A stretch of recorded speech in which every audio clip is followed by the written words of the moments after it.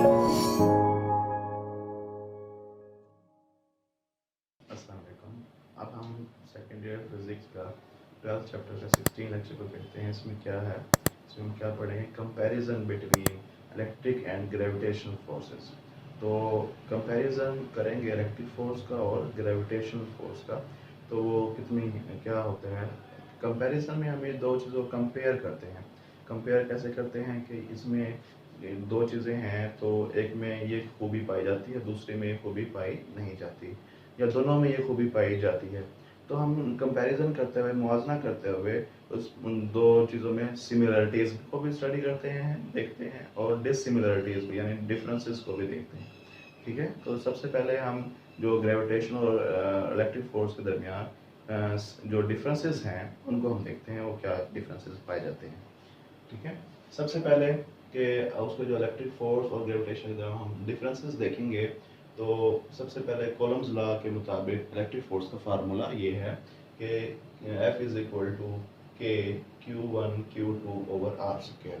तो जबकि gravitation law के मुताबिक जो फार्मूला है वो ये है कि F is equal to G M1 M2 over R square. तो याद रहे कि कूलम इलेक्ट्रिक फोर्स तो चार्जेस के दरमियान पाई जाती है, और जो हमारा ग्रेविटेशनल फोर्स है तो मैसेज के दरमियान पाई जाती है। ठीक है, इलेक्ट्रॉन्स के दरमियान भी जो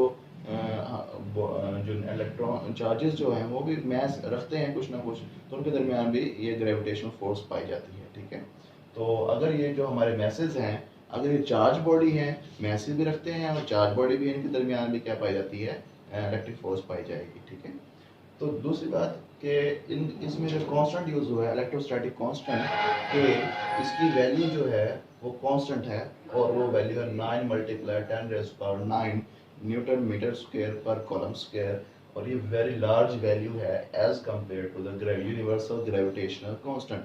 यूनिवर्सल ग्रेविटेशनल कांस्टेंट जी जो है, इसकी वैल्यू होती है 6.67 10⁻⁻11 न्यूटन मीटर स्क्वायर पर कॉलम स्क्वायर, और ये वैल्यू जो है इसके मुकाबले में क्या होती है, स्मॉल होती है। क्या होती है, स्मॉल। अब ये जो इलेक्ट्रिक फोर्स है ये स्ट्रॉन्ग फोर्स होती है। क्या होती है, स्ट्रॉन्ग फोर्स होती है, बड़ी जोर से चीज़ों को अपनी तरफ अट्रैक्ट या रिपेल करती है। और जबकि ये जो ग्रेविटेशन फोर्स होती है ये वीक फोर्स होती है। ये क्या होती है, वीक फोर्स होती है। जबकि ये जो हमारे पास इलेक्ट्रिक फोर्स है ये क्या होती है, मीडियम डिपेंडेंट होती है। क्या होती है, मीडियम पे डिपेंड करती है, कि अगर दो चीज़ों के दरमियान मीडियम जो है वो कोई इंसुलेटर है या और भी कोई मीडियम है, या हवा है, हवा जब वैक्यूम होती है तब ये फोर्स जो होती है इसका इफेक्ट ज़्यादा होता है। जब हम कोई मीडियम रख देते हैं दरमियान में दो चार्ज बॉडीज़ के दरमियान, तब उसका इफेक्ट क्या हो जाता है, कम हो जाता है, किसकी वजह से, मीडियम के रखने की वजह से। लेकिन इस ग्रेविटेशनल फोर्स जो है इस पे मीडियम का कोई असर नहीं होता, कि ग्रेविटेशनल फोर्स यानी कि ज़मीन जो है हमें अपनी तरफ हमेशा फोर्स के साथ, एक ख़ास फोर्स के साथ अट्रैक्ट करती रहती है, बेशक ज़मीन और हमारे दरमियान में कोई भी चीज़ पाई जाती हो, एक ख़ास फोर्स के साथ भी अट्रैक्ट करती है। जबकि इलेक्ट्रिक फोर्स ऐसा नहीं है। जबकि दो चार्जेस के दरमियान एयर या वैक्यूम होगा तो उसमें दो चार्जेस के दरमियान फोर्स मैक्सिमम होगी, और अगर उनके दरमियान कोई और मीडियम रख दिया जाए, जैसे पेपर है या कोई ग्लास है या कोई और कंडक्टर भी रख दिया जाए जो कि उनको टच ना करता हो, तो उनके दरमियान जो फोर्सेस हैं वो क्या हो जाती हैं, कम हो जाती हैं मीडियम रखने से। दूसरी उसके बाद ये जो इलेक्ट्रिक फोर्सेस हैं ये शॉर्ट रेंज हैं, ये ख़ास डिस्टेंस के लिए है, यानी कि छोटे डिस्टेंस के लिए है। अगर चार्ज की वैल्यू हमारे पास स्मॉल है तो फिर ये बहुत ही स्मॉल डिस्टेंस के लिए है ये फोर्स एप्लीकेबल है, बड़े डिस्टेंस के लिए एप्लीकेबल नहीं है। यानी इसकी रेंज क्या है, छोटी है, कम है, यानी ये अपने नज़दीक वाली चीज़ों को अट्रैक्ट कर सकती, इफेक्ट कर सकती है, अट्रैक्ट कर या रिपेल करे, लॉन्ग रेंज के लिए नहीं है।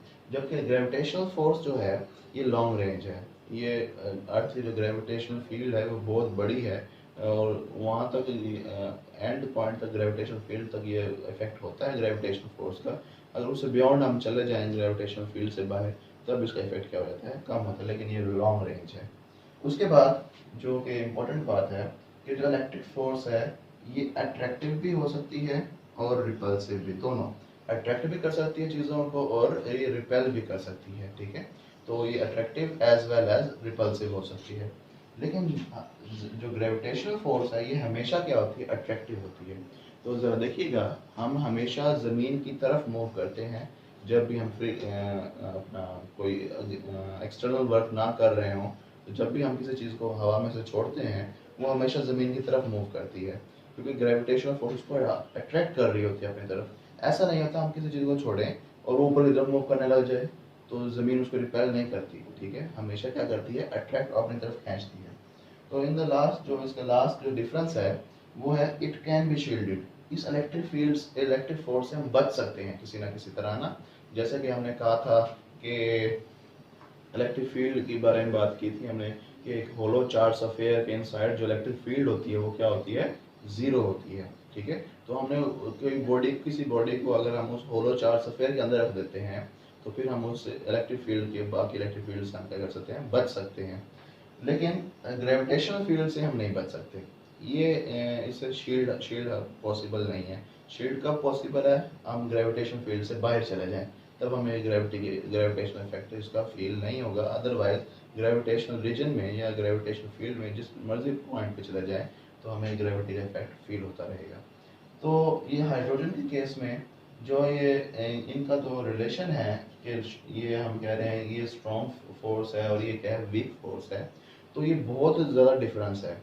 तो अगर हम इनका कंपैरिजन करें फॉर हाइड्रोजन गैस, हाइड्रोजन के मॉलिक्यूल्स के लिए, तो फिर वो क्या होता है बेटा, 10⁻³ टाइम्स जो है इलेक्ट्रिक फोर्स स्ट्रॉन्गर होती है और ग्रेविटेशनल फोर्स वीकर होती है, ठीक है। ये इतना बड़ा डिफरेंस है, ह्यूज डिफरेंस है कि इलेक्ट्रिक फोर्स बहुत ज़्यादा स्ट्रॉन्ग होती है और जो ग्रेविटेशनल फोर्स होती है वो बहुत वीक होती है, क्योंकि हाइड्रोजन का जो मैस है वो बहुत कम होता है। दैट्स वाई के इसके जो ग्रेविटेशनल इफेक्ट होता है वो क्या होता है।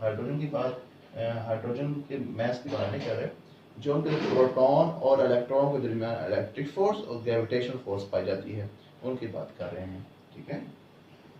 उसके बाद अगर हम चलें किसके बारे में, कि सिमिलरिटीज़ देखते हैं कि इलेक्ट्रिक फोर्स और ग्रेविटेशनल फोर्स में कोई सिमिलरिटीज़ भी पाई जाती हैं या नहीं पाई जाती हैं। 3 सिमिलरिटीज़ हम डिस्कस करेंगे। सबसे पहले बोथ आर कंजर्वेटिव फोर्सेस, दोनों क्या होती हैं, कंजर्वेटिव फोर्स होती हैं। कंजर्वेटिव फोर्स का मतलब क्या होता है कि इनका जो वर्क डन होता है वो इंडिपेंडेंट ऑफ पाथ फॉलोड होता है। हमने chapter number 4 first year physics में पढ़ा था कि कंजर्वेटिव फोर्सेस कौन सी होती हैं या कंजर्वेटिव फील्ड कौन सी होती है। ये कंजर्वेटिव फोर्सेस वो फोर्सेस होती हैं जिनका वर्क डन जो होता है वो इंडिपेंडेंट ऑफ पाथ फॉलोड होता है, ठीक है। दूसरी बात जो इसमें हम करेंगे वो है both follow the inverse square law. दोनों फोर्सेस जो इलेक्ट्रिक फोर्स और ग्रेविटेशनल फोर्स हैं वो इनवर्स स्क्वायर लॉ को फॉलो करती हैं। यहाँ देखिए ज़रा, यहाँ पे हमने लिखा है कि एफ जो है इनवर्सली प्रोपोर्शनल है square of the distance between them, के चार्जेस के दरमियान जो फासला है उसको स्क्वायर के इनवर्सली प्रोपोर्शनल है। इस जब कोई इक्वेशन इस को फॉलो करती है, इस रूल को, जो कि स्क्वायर के इनवर्सली प्रोपोर्शनल का रिलेशन होता है, हम कहते हैं ये इनवर्स स्क्वायर लॉ है। ये क्या है, इनवर्स स्क्वायर लॉ। इसी तरह ये जो ग्रेविटेशनल फोर्स है ये भी क्या करती है, इनवर्स स्क्वायर लॉ को फॉलो करती है। तो that's why both forces follow the inverse square law. तो इन द एंड जो थर्ड सिमिलरिटी है ये दोनों सुपरपोजिशन प्रिंसिपल को भी ओबे करती हैं। तो सुपरपोजिशन प्रिंसिपल क्या होता है, एक पॉइंट पे लगने वाले नंबर ऑफ फोर्सेस का जो रिजल्टेंट है वो चेंज होता रहता है कि हम किस तरह की फोर्सेस लगा रहे हैं और किन डायरेक्शंस में लग रही हैं फोर्सेस। तो ये था हमारा कंपैरिजन इलेक्ट्रिक फील्ड और इलेक्ट्रिक फोर्स और ग्रेविटेशनल फोर्स के बारे में। If you have any question about the lecture, you can ask freely in the comment section. Thank you.